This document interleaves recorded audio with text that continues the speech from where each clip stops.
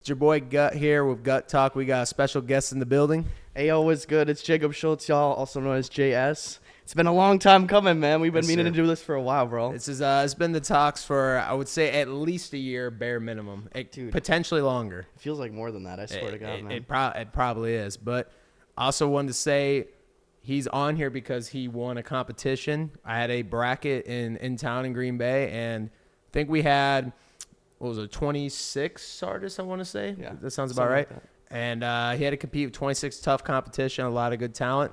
And he did come out first place out of it. And I think we would have done this either way, even without that. But that kind of made it so he's the first one here. So this will be the first one released. So, for everyone, this will be the first you see. So you'll see it too.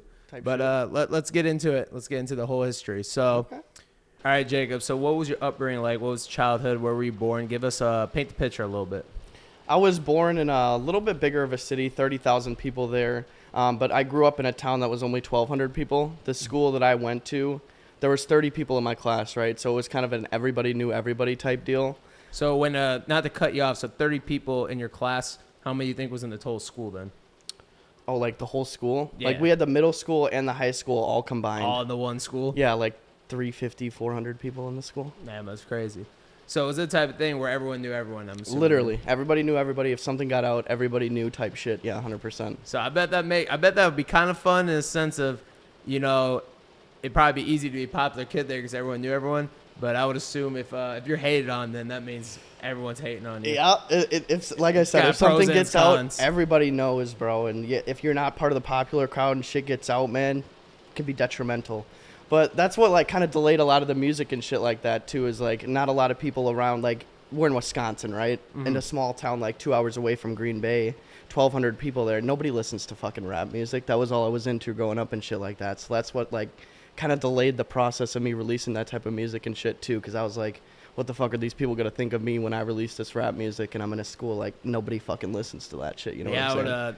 probably a lot of self-doubt and a lot of delaying and probably overthinking because of that. I would assume Wish I would have started sooner, bro. You know what I'm saying? Like, it doesn't really matter what people fucking think at the end of the day. You know what I'm saying? Yeah, sometimes it takes longer, though. Got to grow up a little more before you make that decision.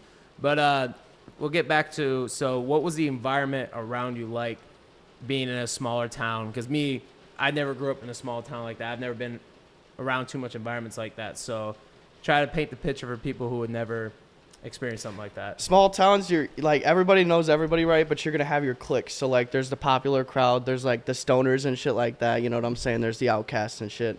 I grew up. I was in sports a lot and shit like that. So that's like the popular crowd and those kind of shits. But I wasn't. I also like smoked a lot when I was in high school type shit. So I was also in with the stoners. I was cool with everybody, I would say. But God, like growing up in an environment like that, like it makes you pick and choose a lot of scenarios, like in what crowds you want to be in type shit. It kind of shapes who you are and shit like that. So So you when you were in elementary school, going into middle school, all that. So obviously you said the middle schools, high schools all together. mm-hmm. Was it elementary school? Then I'm assuming that was his own entity. And No, everything. oh, so elementary, So, middle school, high school, all together. kindergarten, pre-K, elementary, middle school, high school, So, everything was all in one building. Like I said, I've never seen something like this. This is all foreign to me. So, you would see like a 6, 7-year-old walking the same 100% as like an 18-year-old daily. Yeah. So stuff like that, would you ever see any crazy situations where like you'd see like a 12-year-old maybe fighting like a 16-year-old or anything wicked like that, or was it never something like that? I could just never imagine something like that. It's kind of throwing me off just even thinking about that. I saw a couple of fights like in high school, like in the lunchroom type shit. Like there was this one time where one dude like slapped some kid across the face. Like, and they hated each other, so you knew it was coming, like, and it just overbrew one day, and he slapped him in the face at lunch, and he chased him around the table, and he grabbed him by his shirt and started wailing on him 3 times. But, like, in terms of, like, seeing younger kids and shit, not really. I remember there was this one time, though, my senior year, they lost, like, a 7-year-old. Like, they let a 7-year-old wander away from the school, and they didn't know where he went, and they had to lock the whole fucking place down because nobody could find the kid. It was fucking ridiculous, bro. Yeah, see, where I grew up in Mason City, Iowa, not a lot of people know where that is. There was a lot of weird stuff with school with me. Like, so when I went as a middle school, my 6th grade I was in, the school, it was just 6th graders, right? Just one school. One school is full. Just sixth graders, right? And the school actually got condemned. So they actually basically took the whole school out. And then they moved us into another school for just seventh graders. And then that was a temporary school because they were rebuilding the main school where we're supposed to be. So sixth grade I was in one school. Seventh grade I was in one school. Now this is where it gets really weird. Eighth grade, they didn't have the school ready yet. It was supposed to be built, but they didn't get it done fast enough. So in front of the high school, there was like lawns, like big plots of grass, right in front of like where a football field, all that was. They didn't have it ready, so they brought in FEMA trailers, like some stuff like Katrina, like FEMA trailers, like hurricane trailers, and they set them out beside the school. So you would see a trailer, and it'd be 1, 2, 3, and they'd be really big ones, right? And then they have like these wood planks that they like built. So we went to school literally in trailers, and the worst part about it was, so when we went into school, you would line up. The whole thing was pretty bad. I don't want to get too deep in it because it's your interview, not mine. But basically, we would line up to go to school, and there would be lines to go into school, and there was so many threats with shootings, bombs, stuff like that we actually had to go through metal detectors before we went to school. So we had to go through a metal detector. In Iowa? Yes, at our school. And we had to go through a metal detector, and they had to check our bags in the school. Yeah. So I had to open up our backpack, go check our bags. Then we go through that. We walk out the high school, and then we'd walk into our trailer. So the worst part also would be when it was like 10 degrees, we'd have to sit outside, wait in these lines, go through. Oh, hell no. And then walk into the trailer, and there was always something wrong with like when it was really hot, it was really hot in there. And when it was cold, it was cold. Fucking trailer, yeah. Yeah, I mean, like they obviously had heat and air conditioning, but it was just never right just because the way it was constructed. And every day at school, when we had to go to lunch or gym, we had to walk to high school. But for some reason, even though the doors were right there, we had to like walk all the way around. It was a big school. Mm-hmm. So we had to like walk up the street, walk all the way around, go into the school. And like you just see people fighting on their way there. Are you serious? Just all types of crazy, because everyone was just locked into trailers. Everyone was just pissed off every day, and so I can relate to kind of like weird stuff like that. But obviously, what you were saying wasn't as weird. It's just hard for me to picture all these people being in one school, and you'd have like someone like about to graduate, maybe go into like the military, and go to college, and then you'd see like some 6-year-old with a lunchbox. Well, it was few and far between though. That one fight that I told you about in that lunchroom. That was probably one of the only fights I saw. I heard about other fights, but I didn't see them. That's what I meant. Because Marshfield, where I live now, it's like 10 minutes away from Spencer, and it's like 10 times the size, right? And I would hear people, because I knew people that went to Marshfield and shit like that. I would hear people like tell me stories about the Marshfield school, like, oh my God, there were fucking 4 fights today. And I was like, dude, I'm fucking missing out, bro. This shit seems so much more fun than this like the fucking small ass school that I'm at type shit, so. Yeah, no, that's, I don't know, I've never heard of that, so that's why I was just so intrigued by that when you were telling me that. So, okay, you're going to school there, you're going to middle school. So when you're in the middle school, kind of, I said same school, whatever, how was it being in your grade? Like, were you like kind of the guy getting in females, kind of people liked it, like looking at you? Were you kind of like the popular kid? Like middle school? Middle school type shit? Because middle school, that was kind of where I feel like me, obviously I was a way bigger school, so it's a little different for me, but I felt like I was already forming a lot of kind of getting a little more popular, things like that. So how was it? Because I feel like when you get in the 7th, 8th grade, that area, I feel like that's when you like your first kind of like, you're still a kid, but like you kind of know what things are. I feel like that's when you first, like your mind starts more developing. Obviously, you still don't know nothing. Yeah. But how was it there at that point? Middle school for me, it was a mix. Like I played all sports all up until freshman year in high school. I played all sports, 3-sport athletes, and in small schools, like the popular people are the kids that plays fucking sports and shit like that. What sports you play? Football, basketball, and baseball up until senior year, and then I just played basketball throughout high school. That's it, and then I dropped the other ones freshman year. But the popular kids played the sports. Everybody else wasn't necessarily as popular. There were the different crowds and shit like that. Yeah, so I wasn't necessarily the most popular because I wasn't the best at the sports. I just kind of played them, and I was like part of the team type shit. I was never the star on the team, you know what I mean? The stars were like the popular. I feel like that's the thing at all schools, you know what I mean? If you kind of the quarterback in high school, you kind of the man. Facts. Middle school, high school, anything like that. Obviously, if you kind of more just a role player on the bench. You know, people kind of look over you. Made a play here and there, but you know, so I got along with the popular kids and shit like that, and I got along with the people that the popular kids didn't like. You know what I mean? So I was cool with everybody, but I was never too popular. You know what I'm saying? Yeah, you were kind of the middle ground Type shit. So what positions you all play in sports? What sport you want to start with? Go through all of them. All right, football. I was running back and wide receiver, and then defensive back as well. I loved playing defensive back more than anything. I didn't like getting hit. I like to hit people, if anything, and I like to play the ball. So it was a lot of fun. Isn't that what Dez played? Or am I tripping? Dez receiver. Receiver? So. Okay. But when he was in high school, he was a quarterback, and then college, No shit. college he was a receiver. Damn. And then the pros he was a receiver. Basketball, I played guard, not the handling guard, like more so like the shooting guard or something, but I didn't shoot. I was more of a defensive wing. And then baseball, I played infield, and I sucked at hitting. I was awful at hitting. I was afraid of the ball, dude. I was a little bitch when I was a little kid, so. I remember when I was way young, when I played baseball, I remember I played on a really, really good traveling team. Yeah. When I was in like way young, like 4th, 5th grade. And this team was like OP, right? I was one. I don't want to say I was horrible, but like the team was so OP, I wasn't good. You know what I mean? Because they were just stacked. And this coach was like, bro, I don't know if he was like he wasn't a drill sergeant, but he made it seem like it, bro. He took this this was like the only thing he had going in his life or something. I remember I was like 10 years old in a batting cage, and they were like, I don't want to say how fast it was, but they were zipping these pitches in there. Like the dads or what? No, like a batting cage, like the machine. Oh, the machine. And like we're 10 years old, right? The fuck? And I remember I went to swing, and I swung, and it like hit my thumb. Oh, and then goddamn. the whole nail came off. I was bleeding everywhere. And you know, when you're 10, it's like 10 times worse. Fucking A. And I played baseball up until like 6th, 7th grade. I mean, I played football, high school, everything. I mean, I played football my whole life, but that was pretty much it for me. But I mean, I was an offensive lineman, so. Fair. Well, I was young, like 6th, 7th grade, though. I was a running back. Yeah. Funny enough. I shouldn't say I was afraid I was afraid of the ball when people started throwing hard. When I was young and it was easy, right? People were just throwing like lollipop shit in there. Dude, it was a lot of fun, actually. Baseball was a lot of fun, and then it started getting... I remember this one time, freshman year in baseball, I was playing like first base because I was like one of the only people that could fucking catch on the team.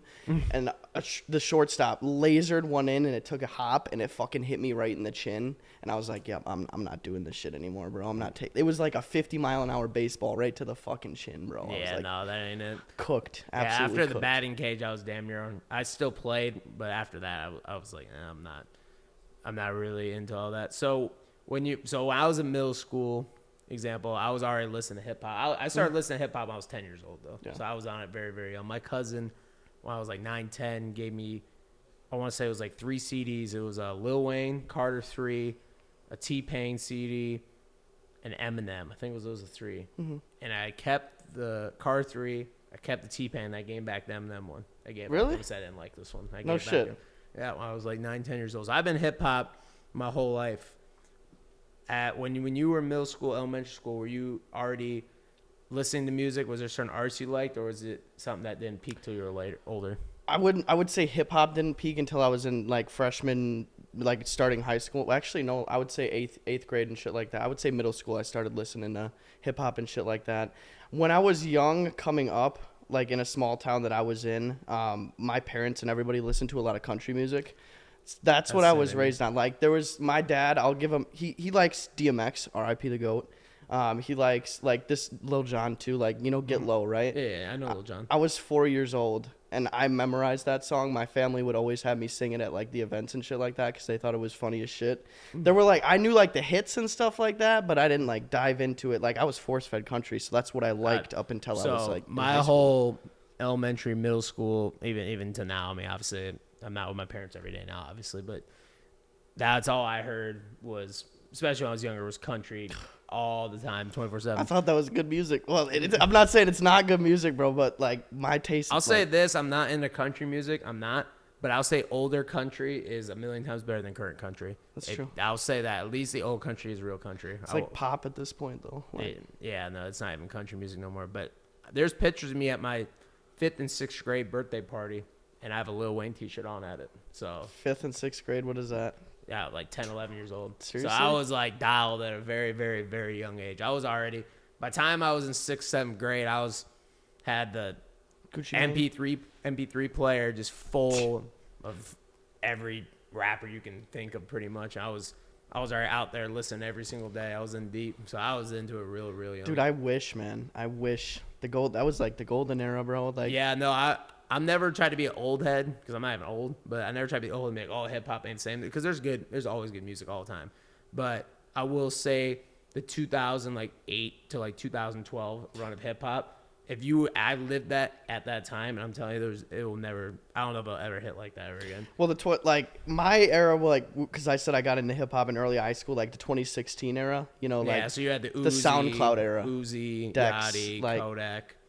You're naming off the cipher, dude. That shit was so good. 21, like Yeah, everybody yeah. started popping up on No, there, bro. I was in deep with that era too, but Oh my God. the era I was like Kanye. Lil Wayne in his prime, Ye, Kanye. Drake when he was like Ooh, coming up, yep. coming up, Young Money, Rick Ross, Gucci Mane, even like there's ones in between French Montana. He even had a lot of hits. There was a lot of other Throwback. guys too. So yeah, no, I was very happy that I was into hip hop that age because I could look back because I've been listening to it so long now. I've been through basically a lot of eras. Facts. So that's one thing I can say I enjoy a lot about it.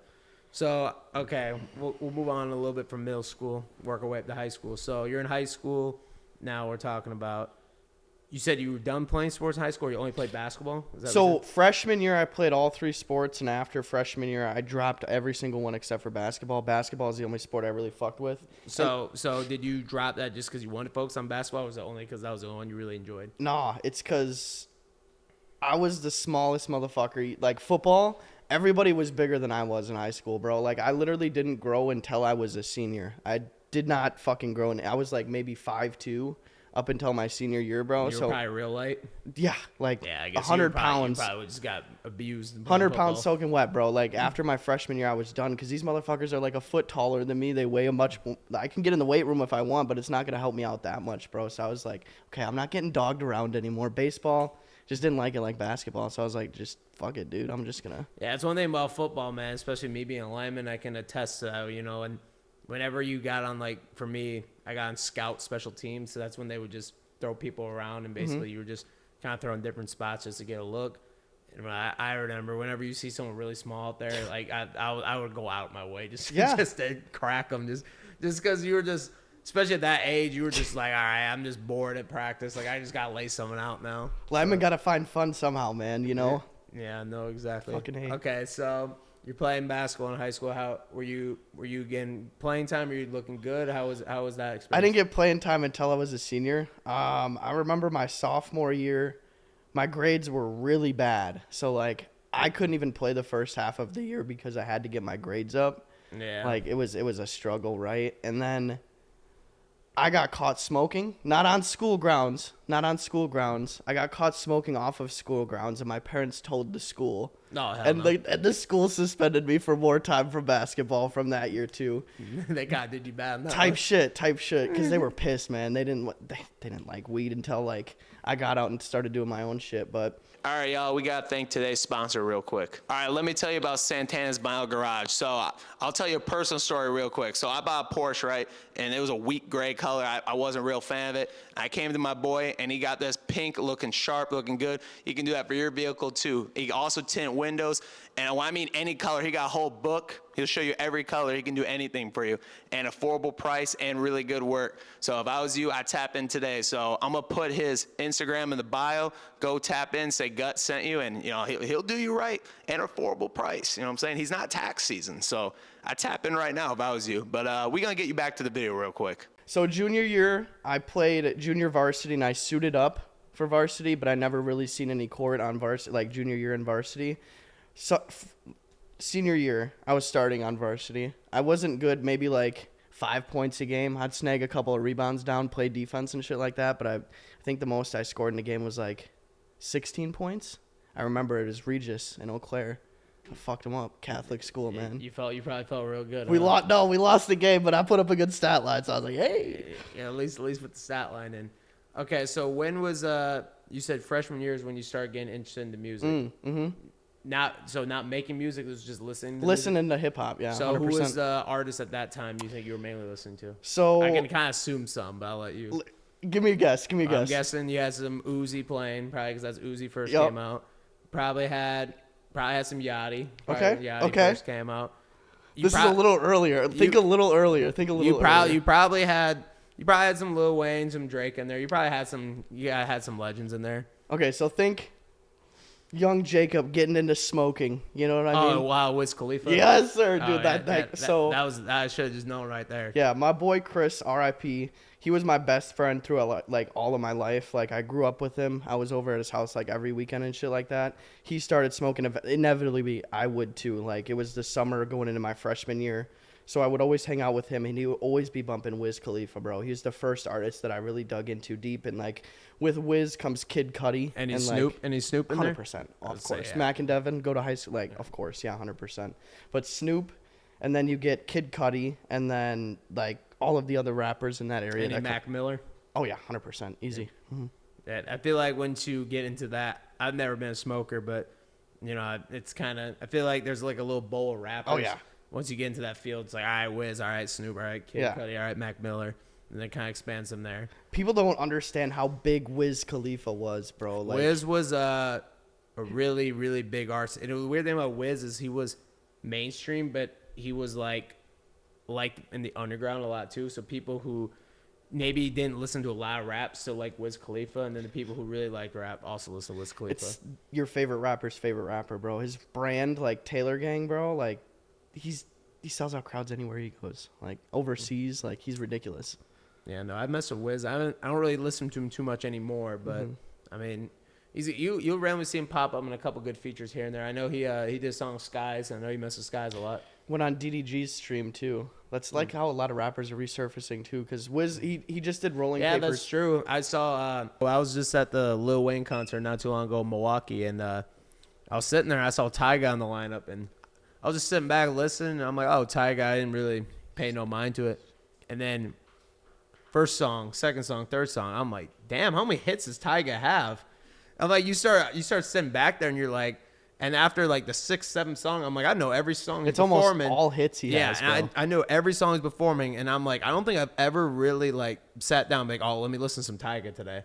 But I know all of his songs. And that's some of those artists like that you don't even realize that how many hits. Like French Montana, that's the same thing. You could sit there. I could probably go to a French Montana concert and know half his music. And that I've never really been like, oh, I want to see French Montana. And his features too. French has so many hit features too, like Lockjaw with Kodak and shit like Yep. that. He's on so many banger features. That's the shit with Tyga too. Like he's got so many banger features too. It's like, I don't know how they're relevant like back then, and they're still relevant today. It's like crazy to think like Yeah, 2 generations or 2 decades of different like hip hop. That's why I always say Lil Wayne's the best artist of all time, in my opinion, because, I mean, he's been rapping in a pretty relevant all the way since 1999, 98, when he was 16, 15, all the way to now, and he's still relevant. At the upper echelon of shit, like Yeah. ever since he started until now. Always in the charts, always, you know, that's that. I mean, I'm biased because obviously Lil Wayne's my favorite artist, but that's the thing about him. But He's still good. let's get more into you now. So, high school, you're playing your basketball, you're doing your thing. You started listening to hip hop. So, you said you started listening to Wiz Khalifa, Snoop. Kind of where to expand there to other artists. So we're expanded when I got into like I would say sophomore year. Like I kind of expanded more because then I got into like technology and shit like that. We got laptops from school and shit. Got my own phone at that point, you know. Uzi is like I remember listening to Sideline watching. I don't know if that's Lil Uzi Vert versus the World. I don't know if it's that album. But the Flex on My Ex song, you know which one I'm talking about, bro? Yeah. I heard that song in the top. I literally remember like the exact feeling I had. Like this is how much it like that song impacted like where I'm at today. Dude, I heard that song and like how Uzi made music, and I was like, bro. I back in 2016, 17, me and a couple of my friends, we saw Uzi way back, and this is like really early before he blew up. We saw him at the rave, and it was not like a crazy show. It was one of the smaller rooms at the rave, probably like 200-300 cap. And even then, his energy was absolutely insane. Dude. And that's the nice thing about a lot of these shows I went to, a lot of the artists I met when they were, like I saw Lil Yachty at a 100-room cap. Yeah. I've seen Lil Yachty then. I When they're passionate, bro. Yeah, you know what I'm saying? I saw Playboy Cardi as an opener. I don't even. It's not that I don't like Playboy Cardi as not my artist or nothing for me, but I saw Playboy Cardi when he was an opener. I saw Polo G as a paid-on opener. That's crazy. Yeah, he bought a slot at something like What? any other. Yep. Before anybody knew him type yeah, shit? I didn't even know who he was. It was just one of those things, and then I didn't realize who he was until like That's absolutely way later. insane. I'm like, damn, I saw him as a buy-on artist. That's crazy. So that's the nice thing about me being around this so long is I've seen a lot of these artists when they're like way down here all the way up, and I mean even you with music, you're starting to see some of this probably in your own eyes. Some artists that you were probably into when they were smaller. Or, you know, we'll get into it later in the interview. But you kind of saw your own example this last year of artists getting a lot bigger. Literally. But okay, so you're starting to listen to more music. You're in school. When does it start thinking of you making music? When did that first thought kind of come in your head? Literally right when I I remember the moment because it was the first time I ever made, like, everybody knows that when like a rapper hits like a punchline and it's just hard as fuck, you get that staying face. You know what I'm saying? Mm-hmm. That ooh, you know what I mean? I listened to that song. Listen to any Lil Wayne song. I mean, any Lil Wayne song, jump. Anything from like 2002 to like 2010, especially, and the metaphors are insane. Yeah. That's. I recommend anyone into music to listen to like really old Lil Wayne and really sit down and really listen to some albums, and you'll start seeing a lot more. I think it's a good thing for artists to expand just everything of their mind. His to. wordplay, like, isn't he the one that said gangsters moving silent like lasagna? Yeah, or like G's stuff like- moving silent like lasagna. Like, Yeah. people don't even click, and then they put two and two together, and it's like the Yeah, G and is the silent. thing about like, him too is he don't even write music. It's all off like the off dome. That's crazy. But yeah, no. So back to what you were saying. So where did the thought kind of come into making music? So, like I said, I was listening to that one Uzi song. Like, I remember hearing it, and I was like, holy fuck, bro. Like, it just made me feel so, like I was like, I love this music, bro. Like, I want to start doing this myself, you know what I'm saying? And, like, I started writing shit. I had no idea what to do, so I literally just started writing music to beats. That's all I would do, and that's basically all I did do until I graduated high school. It's just I would write shit, and I would not release it. There was this one guy I knew, Ryan Cherney, shout out the boy. He probably doesn't even know who I am anymore because we were friends for like 2 months. But he had like a mic at his house, like a blue snowball mic. Do you know what that shit is, bro? And he had a computer that his parents got for him and shit. I don't think, no, he wasn't homeschooled, but he had a computer at home. And you know what Audacity is? Nah. It's a free recording software, and it's absolutely shit. Like how much worse than BandLab? Because some people like BandLab a lot. No, it's like, I can't even explain it, but the people that know, if you've used Audacity, it's like literally the worst music. It's free, and it's absolutely bad, but made one song and uploaded on SoundCloud, and one person brought it up to me in school the next day. I made him take it down because I was like, okay, I'm not dealing with this shit. So I was writing all throughout high school. Was it good or was it trash? It was trash, bro. My first ever song, it was absolutely trash. Back in the day, I probably thought it was the shit. But then that one person came up to me and was like, is this you? And I'm like, let's get this down. You know what I mean? Take this off right Yeah. away. Okay, so you started making a song there. You took it down right away. Then kind of what happened from there? I would just keep writing, bro. I didn't. When you were writing, I forgot to ask this. When you were writing, were you telling some of your homies like, "Oh, hey, I was writing this or this," or were you kind of keeping it all to yourself? The people that liked rap music, like Ryan, I knew he liked rap. That's how we kind of got into recording and stuff like that, and how we became friends for a short period of time. I would tell my friends that would listen to rap that I would write, but nobody else, like, unless they knew about rap, and nobody did in that fucking town. Like 10 people maybe. Okay, so then how's it go from there? So obviously you said you took the song down, you kept writing. Kind of what got to the point where you're like, all right, I'm gonna actually try this. So what did it take to get to that? After graduation, like, I moved out of my parents' house. Like, I was in with a couple of my homeboys, like, in an apartment, you know, and I wasn't doing shit. I was working at a gas station. I was like, bro, what the fuck am I gonna do? I was like writing music. I was like, all right, let's start putting this in motion. I didn't know where to start. But I remembered, You hey, probably didn't have a lot of tools around you either. So it no, doesn't help. bro, like I said, nobody did this shit. It was kind of like frowned upon, like, oh, this kid's rapping, like, this kid's gonna be a fucking rapper, like, what a loser, you know what I'm saying? But I knew the platform that we used years back in high school to record that song, right? Audacity. So I searched it up, I downloaded it. I had a Blue Yeti mic. It's just a little USB mic you plug in. And I was just using the free software, downloading free beats on YouTube and putting them in there and, like, rapping into a mic with no cover over it, like no just no raw effect, mic, raw, no mix master, no. nothing, absolutely nothing, and then just keeping it. And then I was doing that for maybe like a year. So like from 18 to 19, I was kind of doing that shit in that apartment there. And then when I moved out of that apartment, I think is when, like, that's the thing about starting out when you have nothing around you. You just gotta kind of fucking just play with shit until you get it. I remember watching YouTube videos and shit like that, and like how to like add layers and shit like that, but it was really bad. Like if I have them taken off of my SoundCloud, like the first shit I ever posted, I have them taken down off my SoundCloud because of how bad they are. Like I can show you right now, and dude, you would be like, why did you even continue to do this? I feel like man? a lot of people though. I mean, there's a lot of artists that I know and talk to, and most of their stories are very similar to what you said. That like that's horrible. I'm taking it down. It was bad. There's not too many guys I've talked to, been like, oh yeah, the first song I made, it was fire. Like Yeah. I mean they're normally recording off their phone, off the headphones. It's quality's normally pretty bad. You know, that's normally how it goes to start at least. So okay, so you said you started just raw on the mics, recording like that. So when did it get to the point where you actually kind of really started getting something? So I was doing it. So like I would post on, the only thing I knew how to post on right away was SoundCloud. So the first few tracks I ever posted, I would just post them on SoundCloud, and I wouldn't promote them at all. Like I would just post them on there and I would let them be. How it started taking shape is, Were you getting any plays on them when you were just posting like that? I think I would get like 30, 40, like 60 plays, and then like my sixth song randomly got like 2,000. Oh, and wow. I thought I was on top of the fucking world, bro. I was like, holy shit, what the fuck, dude? What just happened? I mean, And I would then- low key feel like that too. Yeah, dude. And then the two after that, I was like, oh yeah, I'm gonna keep going up from here, bro. This is it, man. This is fucking it. And the next two, like 20. You know what I'm saying, bro? I think when it really started taking off, I don't even know how we got into talks, man. Do you remember how you fucking like? Oh, so how? Oh, we're getting to the part with us. Okay.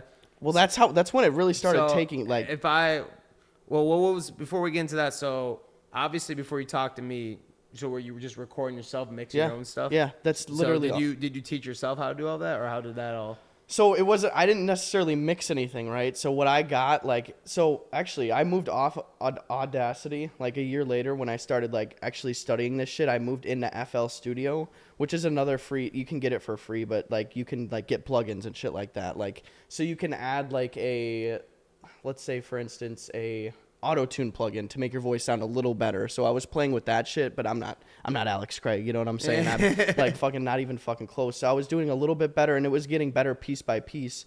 But you know, like when you first met me versus like the music now, like how big of a difference it is. And even before, like it was just bad. Were you at that point before I met you? Were you starting to find other artists in the scene, or are you still kind of on an island? The Wausau guys, yeah, the CW hip hop guys are the only people that I found. I really don't know how I got in touch with them, man. It's weird because I would post on SoundCloud.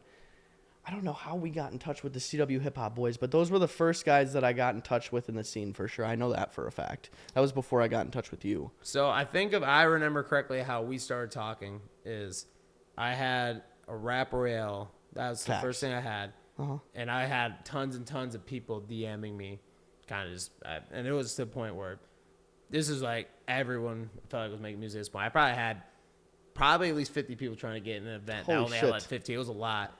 And I think I had the event full.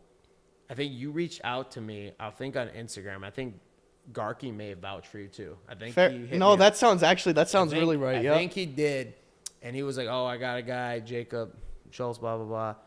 And I'll be honest, I was just like, oh, okay, whatever. Like, Type shit, yeah. Just, I'll throw him on the Who list. the of fuck is this guy? I throw him on the list of everyone else trying to hit me up right now. And some dude backed out. I can't remember who. So I had one spot, and he, like, backed out probably like 20 minutes after Garky sent me this message.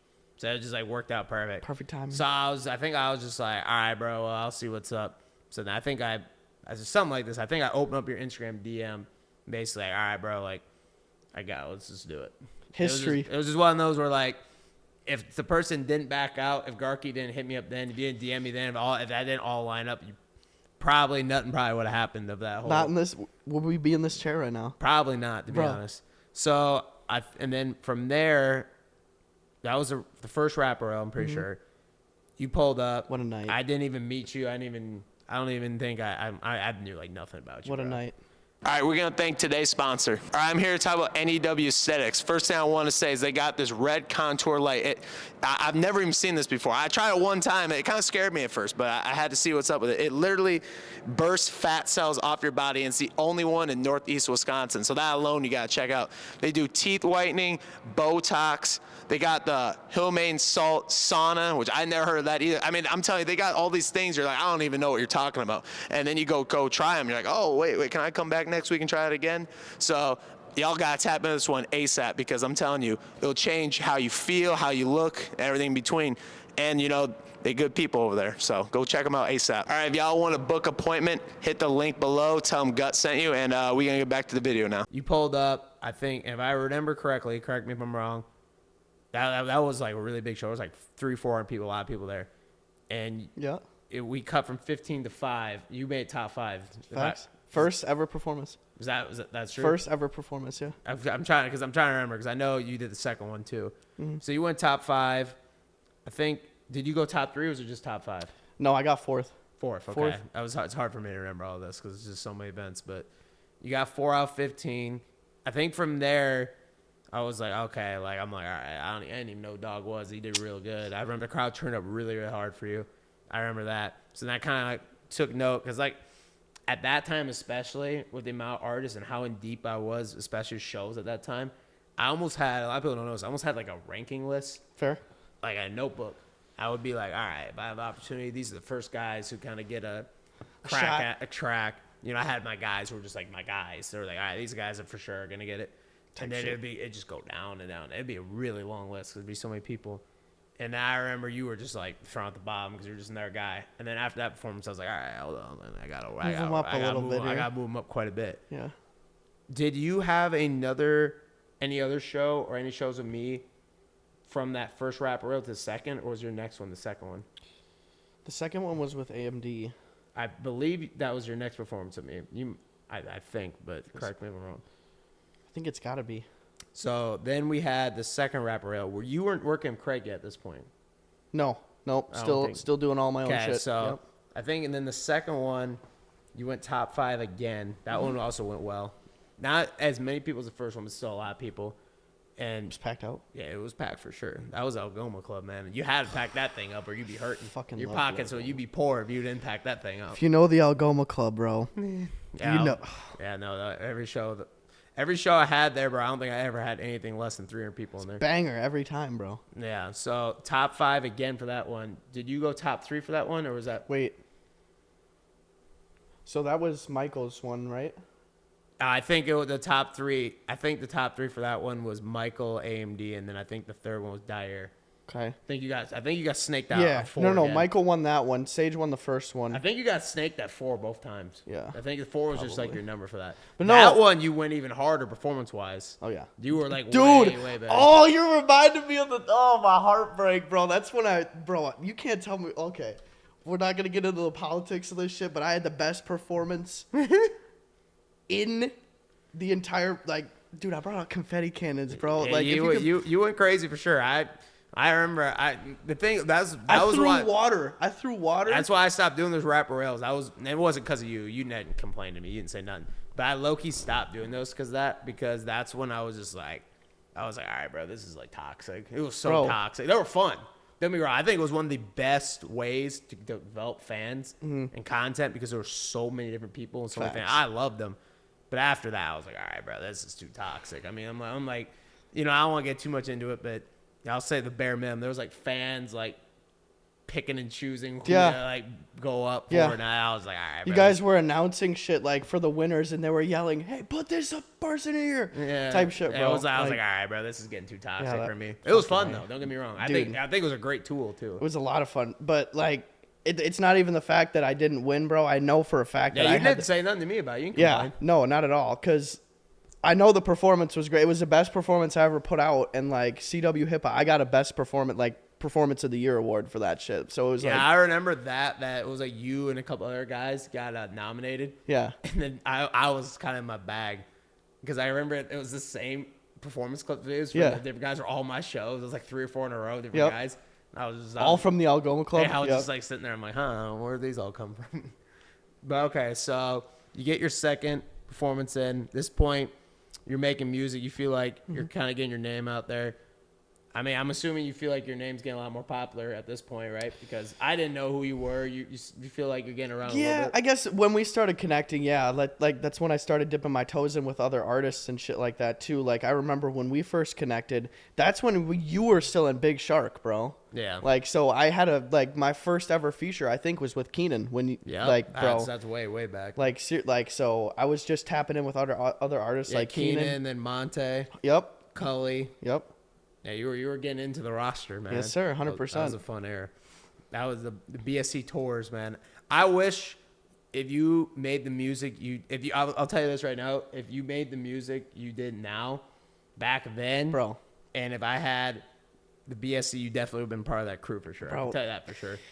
Everything happens for a reason. It took me a while to find my sound and what I wanted to do, but now that I did, like I'm happy because now I could just focus on that. But you're right, bro. If I just would have started with the melodic shit and not try to be this quote unquote rapper, bro. No, you're not, but you weren't. It wasn't like that music was bad or nothing. No, You know I don't think it was bad. I think you're more in your bag now of this for sure, though. I'll say that. Yeah. But okay, so you got a couple the Rap Royale shows. You're kind of starting to get your name out there a little bit. You're starting to get a little more known. Was there any other shows in between that of? So not necessarily mine either. Yeah, 100%. So like JD and shit like that, right? Shout out OG, love you JD, bro, miss you. But he had a couple of shows like he's big in Wausau. Like he's like everybody knows JD if you're from Wausau. Like literally, I was just over there a couple of months ago before we had our little show there. That we don't even have to say anything. But we were he took me in a ride in his Corvette, and we were walking down like the block in Wausau, and he had his windows down, and like a group of kids came rolling by and like saying, is that JD type shit? So like he's big around there, but. He would invite me on shows with him. I did like 3 or 4 shows with him after the 2 shows that I did with you. And then I was getting my feet wet with those kind of crews too. I went to CW for a couple of live podcasts, stood in with them and shit like that too. So, okay. So at what point, and I might be jumping the gun a little bit. At what point do you think you started with Craig? Yeah, with Craig. Cause that's kind of, not to take away from you at all, but I feel like that's kind of what. No, I recognize that 100%. I don't think if I met Craig, I would be where I'm at. So, my God, it's hard to pinpoint. I would have to look at the first song, but it's got to be somewhere after that second Rap Royale, because like. Was that before Jumex? Yeah. Okay, that's what I thought. So, because I wanted to get to that, but I didn't want to jump. Yeah, because so you started working with, because I think. If I remember correctly, I think we were talking, and this is when we kind of started talking, not like just like, oh, hey, you want me to event? Like, we'd talk every now and then. You know, I was helping you with some different promotions and just talking about different stuff. I think I remember I talked to you, and I was like, hey, bro, like, your music's good, bro, but, like, if you got up with the guy that I know who records and engineers, I think you'd be a lot better. Like, I could see it's going a lot farther. Definitely probably put me on, bro, because I didn't know people. I knew people, but the people that I knew were not, Craig is the fucking GOAT, bro. They're not Craig. They had the same setups as me. They just knew how to do different plugins and shit like that, bro. Like, he took what I had, bro, and made it a million times better just because he knows what he knows. And he's fucking a wizard. I call him a wizard, man. So you go from there. You're starting to develop your sound. It's starting to kind of play around with different sounds. It's starting to play around with different sounds with the melodic and all that stuff. Do you remember the next event that you did kind of after the second Rap Royale? Jumex. 'Cause I think you had 3. So bangers. Yeah. So the next show then was the Jumex show. I had a lot of people tapping in with that to get on that. That was like a really tough lineup to crack. And if I remember, you had me open up on that one. I was about to say that too. Funny you said. I think I remember talking to you. I might have actually told you, but I think this is the first time I kind of reached out to you, because the other ones you kind of had to be like, oh, hey, bro, can I get on? I think that was the first time I kind of reached out to you, like, hey. And I think if I remember the text, I'm pretty sure I said, hey, bro, I'm going to have this, but I'm letting you know I'm probably going to have you first because I need to start off the right way. You need some energy to open up everything. I need this energy to go, because I said this is kind of a big show. I said this has got to go the right way. And I was, it was one of those things where no one wants to be the first person to perform. It's like the worst spot to be. But you got everybody there right away, though. I was like, bro, fuck it, let's get it. Like, yeah, I did. I made sure. That was one thing I hate when promoters would do that. They'll have an artist perform, and like people ain't even there yet. I'm not even there yet, and I'm like, all right, bro. Like, at least have the people in the door. At least have them give them a shot to make it look good. Yeah. And I remember you performed really good at that. That was another really nice show. big show. So you did that, and then from there, I think that's when we really started locking in. With Craig, yeah. What was some of the moves that you started having going on after that?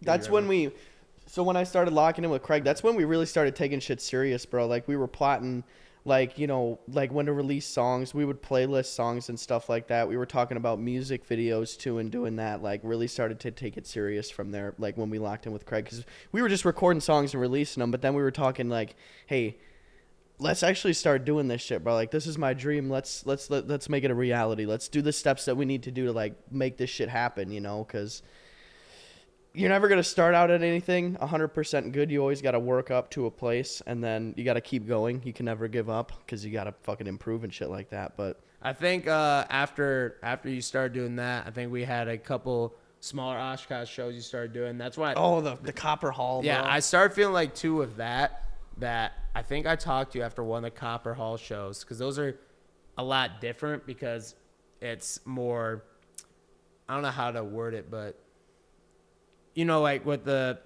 shows at Algoma Club, right? There's tons of people. Yeah. And I feel like you're not really connecting with people as much. I feel like you're kind of just turning up in front of a crowd. Literally. Which is great, right? Yeah. But I feel like the thing about the Copper Hall is I feel like those smaller shows are ones where you feel like you actually have to perform better. That's how I personally feel.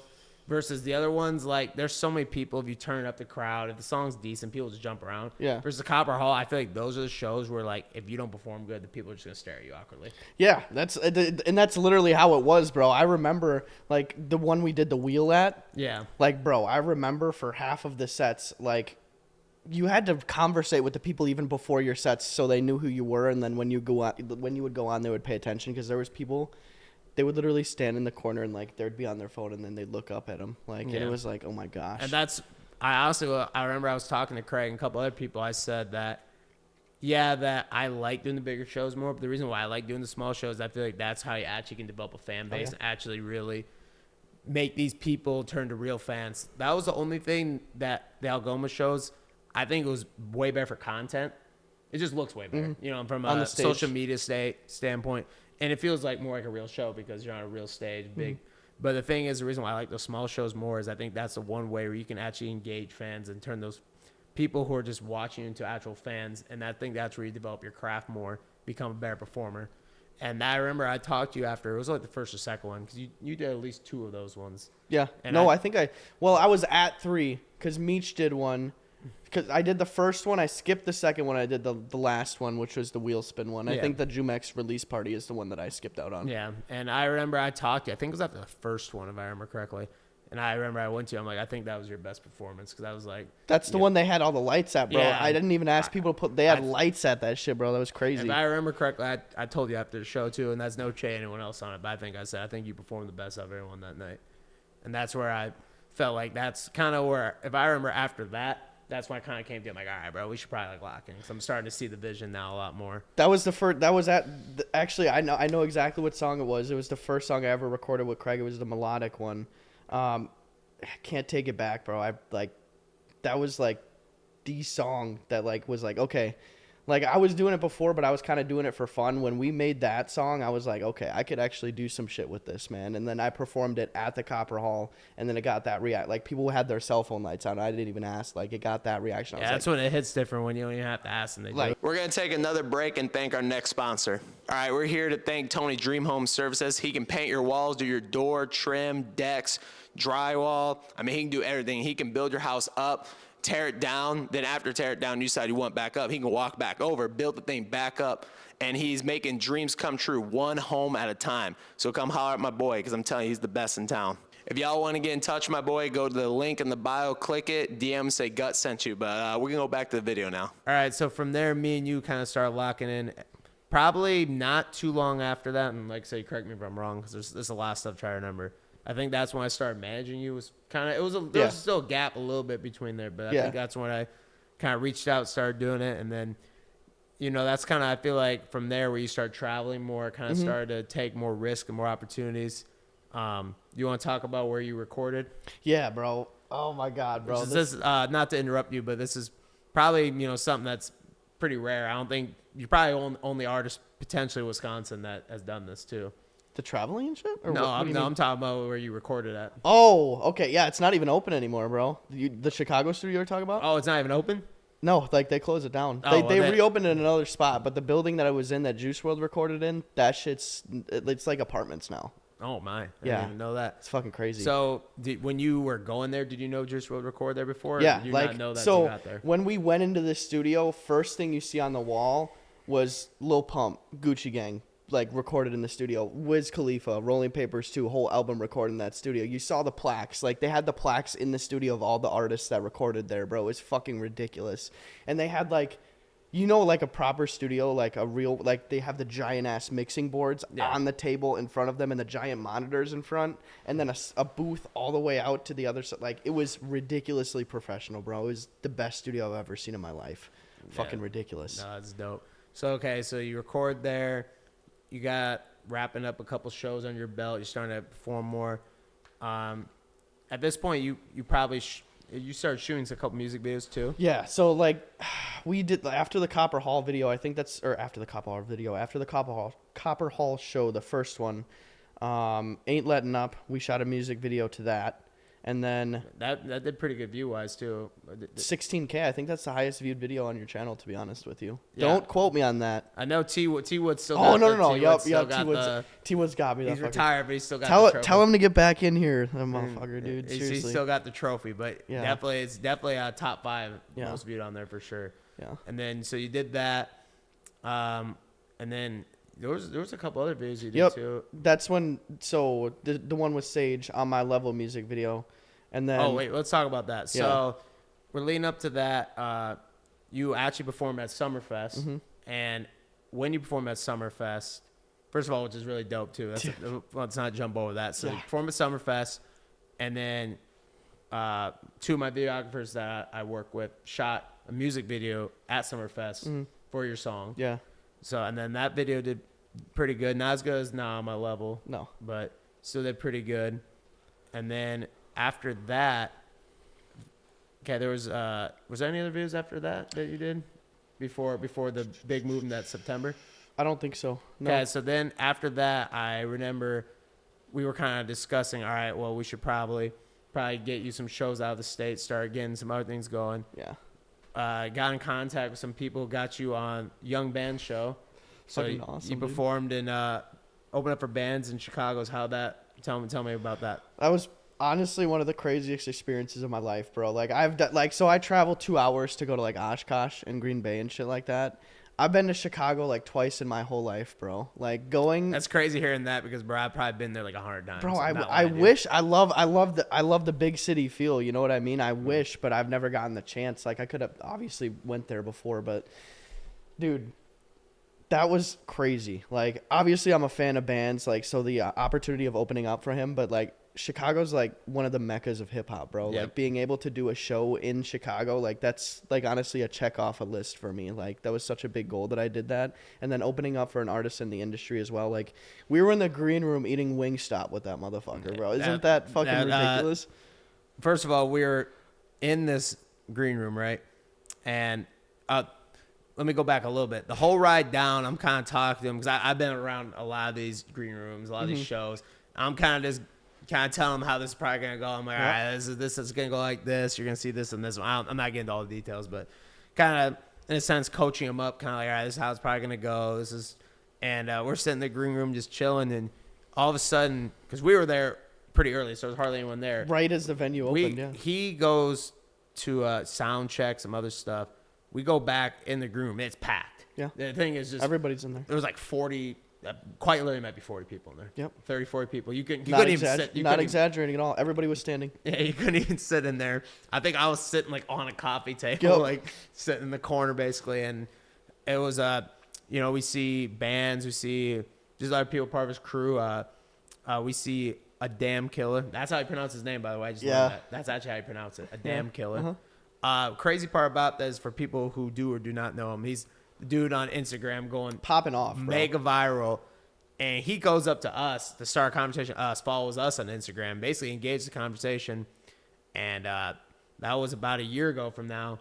And a year later from then, now he's on tour with Chance the Rapper. Bro. So that when I saw that in real life with my own eyes, that made me kind of go, okay, like for the people that don't think things are possible, we kind of saw with our own eyes. Yeah. Because he wasn't like, I'm not saying he was a nobody when he did it, but nowhere even remotely close to where he is now. Yeah. And that was only 1 year, and we same room as us, and Not even a year, bro. Like, it's a year now. Like, Yeah. that show was, like, this time last year. Like, it was November pretty last much year that we 6 did that months he show. was already moving. So That's all it takes, bro. and so that was a good experience. That, and then from there, I'm trying to think. You what did you do after that? There was After the band's show, kind of from there you worked just started locking in with the like my own shit, just releasing music, recording, really, releasing. getting into my own sound. We did the mixtape we did the dual collab with AMD. We did that. We did the music video there. Yep. So and that video for you guys, you did the project, shot the video, and if I remember for that video, I don't know how many views it has exactly, but it's got like over 400 comments. And if I remember that video so there's a tab on YouTube. It's like basically how long people engage with the video. That was one of the craziest for like length of time engagement. I don't know much. It might be like number one. It's like so, and the replay. There's like replay views. I think it's like one of the top 3 highest. Damn. So people just rewatch that. I still the views still are pretty decent till to this day. It's a good song too, though. That helps out with it. Like the song with the video. The video is good and everything like that, but the song with it, it's a big factor. Like if you don't have a good song in a video, like people are probably gonna click off in the first 15 seconds. They don't really care. Exactly. So you do that. You do the project. You release that, and then you got your first industry feature. If you want to talk about that. It's thanks to you, brother. Like you literally, like it's because of you. Like you literally would call me with this shit. You're like, hey, how would you feel about getting you know who Chris King is? And I'm like, yeah, he's got songs with Trippie Redd, bro. I'm like, how would you feel about getting a feature with him? And I'm like, are you fucking serious? Like, it's one of my goals, like, since I started, obviously open up for an industry artist, get an industry feature, you know what I mean? Shit like that. So, like, the fact that I was able to do that, it's like everything's coming to fruition, you know what I'm saying? It's like it's becoming a reality almost, you know what I mean? Like, these goals that I had when I started this shit, I'm checking them off the list and shit, you know? And, like, making that song, like, obviously his part was amazing, and then, like, getting in with Craig and, like, throwing my part on it and hearing it with it, I was like, holy fuck, man. Well, I mean, yeah, when you, not to try to take credit at all, because you already were, giving my praise. Yeah. But when we first started working, if I remember correctly, I had your first show.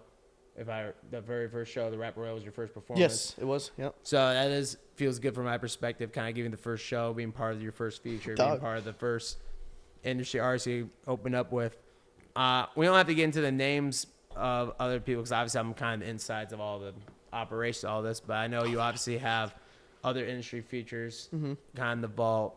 You kind of have a lot of other stuff coming up. So this is my favorite segment I do of artists. Oh, God. So this is the one where I don't want to call it controversial, but controversial.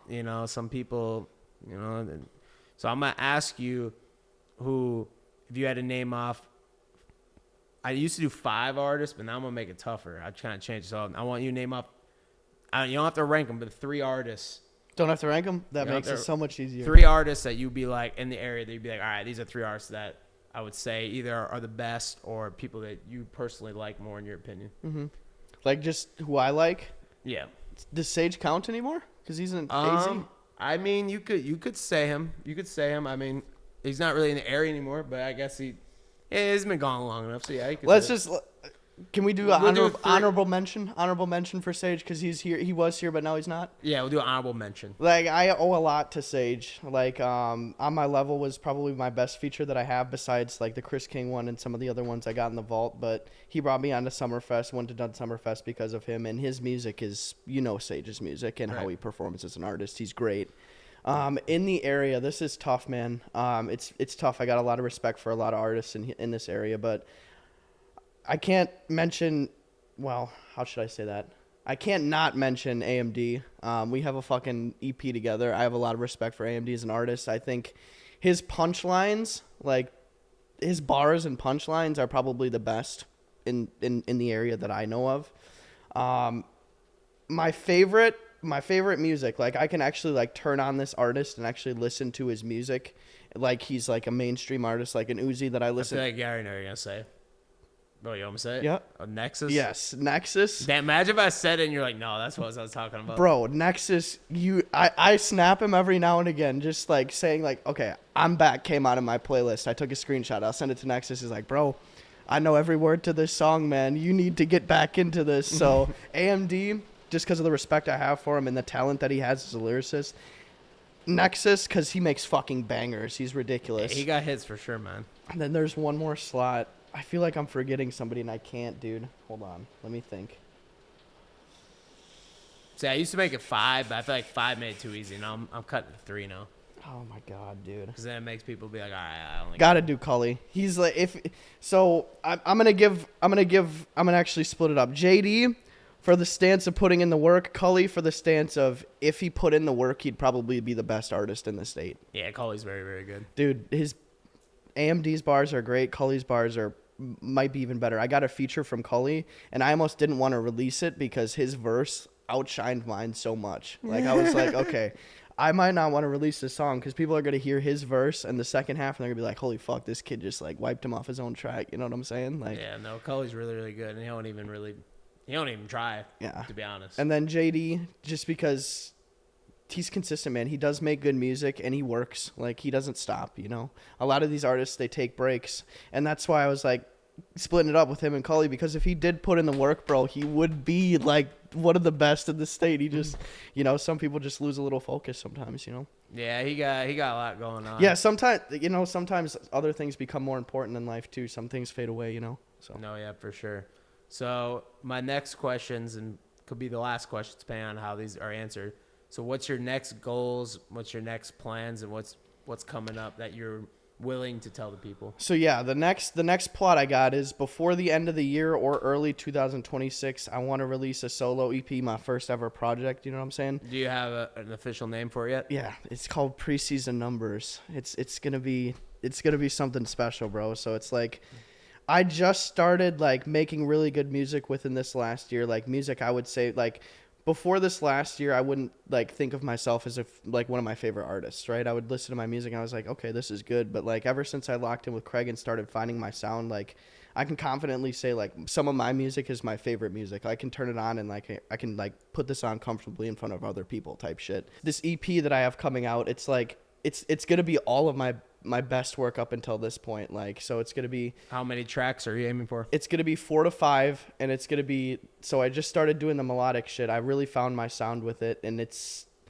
Did you listen to any of the course, songs on the job, of course, bro? Like, of what course. did you think, I liked them a lot, dude? I like. I don't want to. I wasn't gonna say that because I'm trying to let the people. I don't want to leak too much, but I was impressed for sure. I've never been like the type of person that's been too overly confident in myself either. But like these songs that I have like in the vault that we just made the other day for this EP, it's like, holy fuck, bro! I didn't think I had the capabilities of doing this shit. And it's not without your help. It's not without Craig's help. But I feel like this EP could be really huge.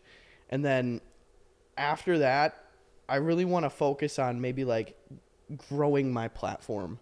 Like more so than anything. Obviously, I want to get in touch with labels. Every artist wants to get like a deal or something like that. You know what I mean? They want to get in touch with labels, but I want to focus on growing the fit. Like that's the start of the EP too. It's like I want to get something out there so if people go to my name, they have a project to look at. You know what I'm saying? Project that you like and they'll like. Exactly, and like it's gonna be my best work too. So if they go to it, like they're gonna look at some of the earlier shit. They're gonna be like, oh shit, this is the newest shit, and it's gonna be some of my best shit. So if they go to my profile right away, like they're gonna see it, and then expanding it with that, I want to do like a merch drop with it. Like, so I want to drop merch with it, like with the cover art, and then like focus on growing. Like, I don't know how we can grow from here, but like keep doing more shows, like keep posting on YouTube, doing videos more and shit like that. And then, I don't know, maybe get in touch with labels. You know what I'm saying? Do a little pitch. I know obviously you don't got to release the names, but you have a couple features in the vault too. Yep. We're still tossing up ideas with that, but if y'all know the Sad Boy Clique, rest in peace, Young Peep, Lil Tracy, and Lil Raven. I got a couple of features with Raven in the vault. There's 2 of them that are absolute bangers. Still deciding if we want to do a little project with him. Yeah, I mean that could definitely work. We could do something like that. We got that. Obviously, I want to try to get you out of state performing again, and they're doing their one of those at some point soon. I think maybe try to get you in Minnesota or Iowa. Try a different state. Dog. This time. Iowa. Yeah, Iowa would be more for We me. want to go to Iowa, dog. We want to take a vacation down there. I was Yeah. about to snap you the other day because that's where you're from. You're like, you got to get me some sweet spots down there, man. Yeah, no, I want to do a show in Iowa just because I know I can bring extra people there just because of that too. We should do it. That's really what I want to do. Do you have anything else that you want to say? Any other? I know that you got the EP, you got the features, you got the shows. Is there anything else you wanted to tell people? If anybody's like watching this and starting out from the beginning, like one of the biggest things that like stopped me from starting this like early, like in high school and shit like that was I thought I cared so much about what other people thought of me and shit like that, bro. At the end of the day, it doesn't really matter what the fuck other people think of you, bro. Yeah, You just really gotta, don't. it's your life. You gotta live it. You gotta do what makes you happy, bro. And fuck what anybody says. If anybody's hating on you, you're doing something right, and that's a string of their own insecurities. If somebody's hating on you, what do they hate about themselves that they gotta take it out on you for? You know what I mean? Do not give a fuck what people have to say. Just do what you like to do. It's your life. More than likely, anyone that's hating on you is not above you. Exactly. They're normally either here, and that's still rare. Normally they're below you, and that's the reason why they're talking about it. And also, people fear someone outshining them, Yeah. and someone doing something outside the box, if done correctly and goes the right way, can definitely outshine someone. Yeah. So What did Aaron say? What did Aaron Rodgers say? Never take advice from somebody you wouldn't, or never accept criticism from somebody you wouldn't take advice from, or some shit like that. Yeah, something along the lines of that. That sounds right. Noble gentleman. I think you sound the Rogan. Yeah. Something like that. But you got any shout outs? Anyone you want to give a little shout out to? Anyone else? I've shouted out you and Craig a bunch, but one more time, shout out Gutt for the opportunity. A lot of my opportunities up until this point have been because of you, and I appreciate that. Craig for getting me up until this point as well. Other shout outs. Let's see. You got to shout out the family, right? Shout out my mom and dad. Love you guys. I appreciate all the support, all my family and everything like that. But other than that, not really, no. All right. Well, this has been Gutt with Gutt Talk. This is one of my favorite guests, and hopefully we'll have a lot more coming up on the channel. This won't be all you see. More videos, more other content, some shows too. I know he wants some shows bad. I know that's what he really wants. I've been on his ass, bro. But yeah, y'all keep tapping in, like, comment on the video, and just do your part. Appreciate y'all, man. Peace.